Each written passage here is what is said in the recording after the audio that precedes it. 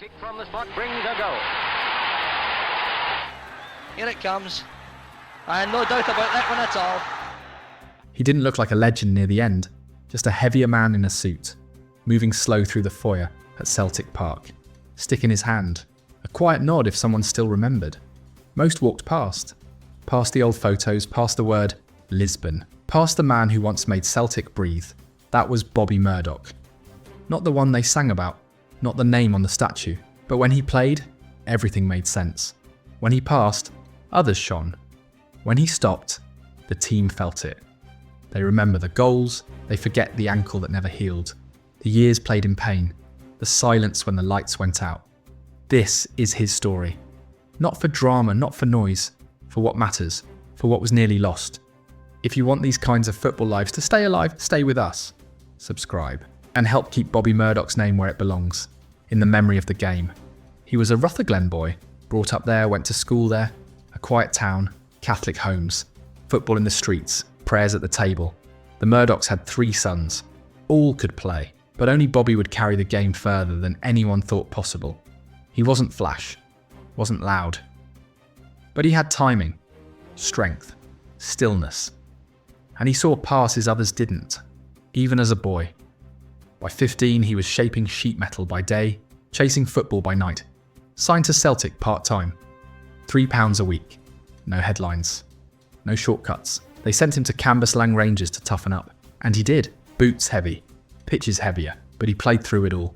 Then came 1962. A clash with the Hearts goalkeeper Gordon Marshall. One moment, one ankle. It twisted badly, and it never healed right. He didn't complain, he didn't stop. He strapped it and kept playing. Week after week, season after season. But that ankle was never quiet. And it would speak again. Not in a match, but in a courtroom, decades later. That's how his story began. Not with a trophy, with a wound, the kind that hides until it's too late. In 1965, Celtic were full of talent, but something was missing. Energy without order. Flair without control. Jock Stein saw it immediately, and he saw it in Bobby Murdoch. Others saw a decent inside right.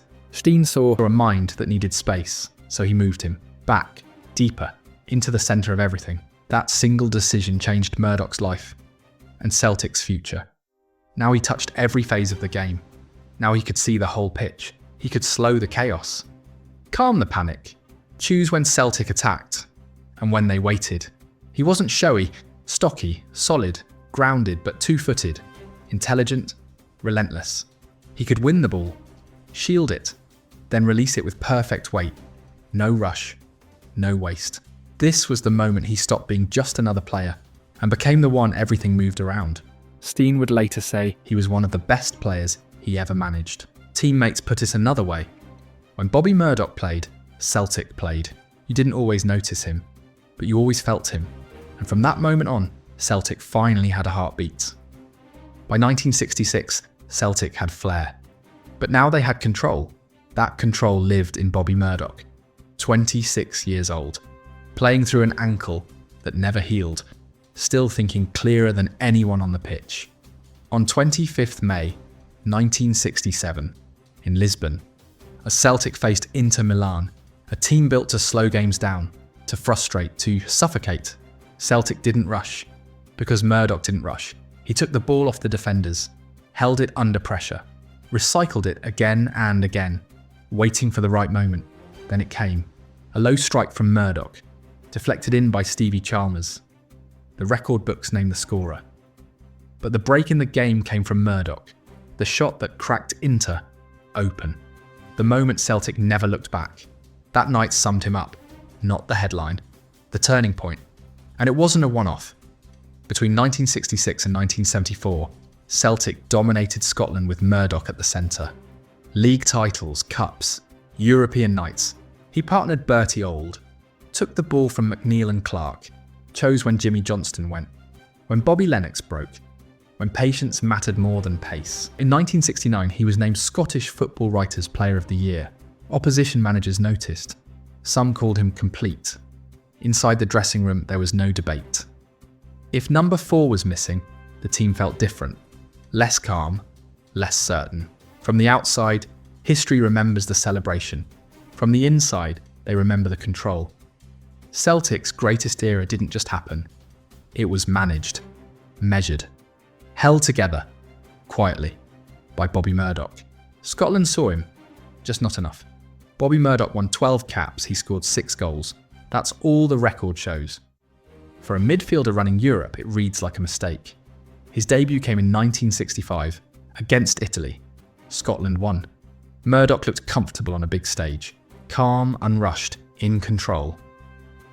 Then came Wales, 2 goals, from midfield, no fuss. And in 1969, at Hampton, against West Germany, he scored again. A qualifier, a moment when the game tightened, and Murdoch didn't. He was good enough for these nights, good enough to steady matches against the best teams in the world. But Scotland never built around him. Selection politics played their part. Jim Baxter before him, Billy Bremner after. Big personalities, big voices, men who fit the headlines better. Murdoch didn't fight for space. He didn't sell himself. He played and went home. Years later, writers and fans would say the same thing.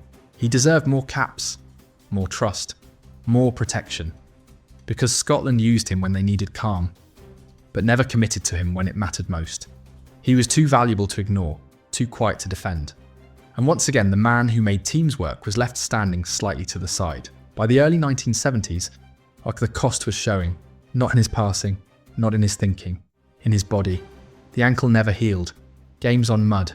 No rest, no sports science, just tape, injections, and the expectation to play. He kept going, season after season, while the pain built quietly underneath. The weight came next. Not laziness, damage. A body compensating for what it could no longer do. Trips to health farms, recurring injuries, shorter bursts, same mind, slower legs. By 1973, Celtic were changing. Football was changing too. More runners, more legs, less patience.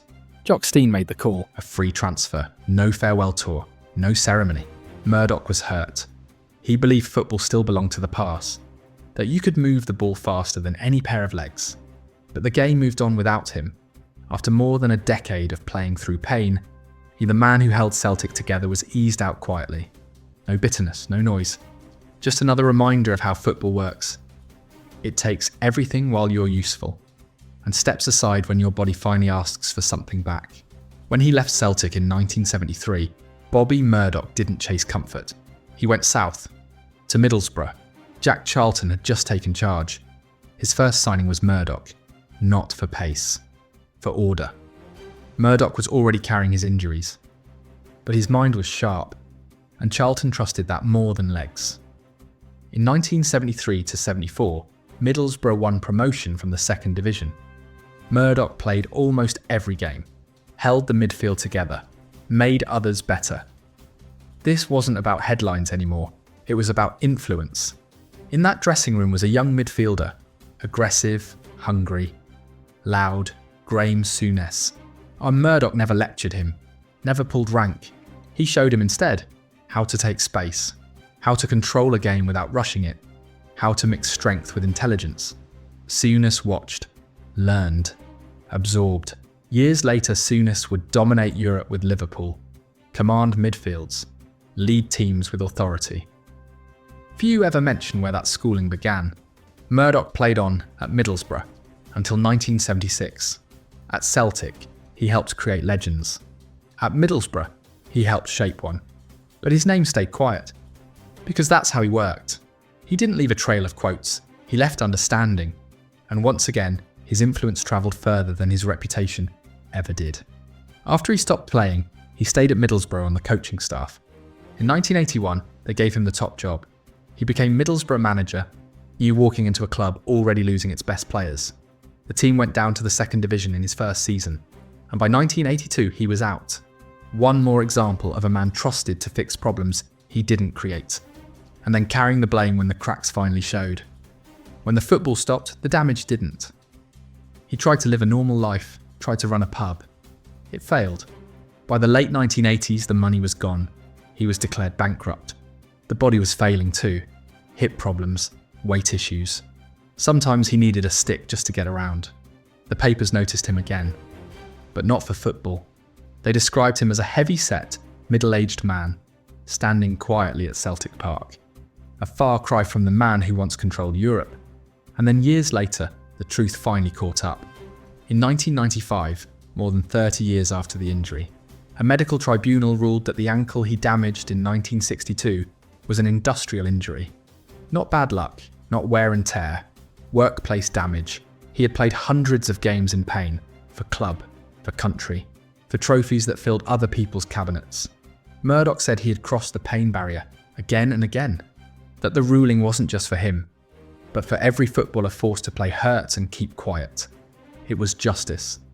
But it came late. By then the body was already spent. The career long gone. Still he kept returning to Celtic Park. Hospitality rooms, handshakes, stories told softly. The club that had taken everything from him was still home. Bobby Murdoch died on the 15th of May 2001. He was 56. A stroke. Sudden. Quiet. He was the first of the Lisbon Lions to pass. For Bobby Murdoch, the record is simple. On more than 450 appearances for Celtic, over 100 goals from midfield, built on control, not noise.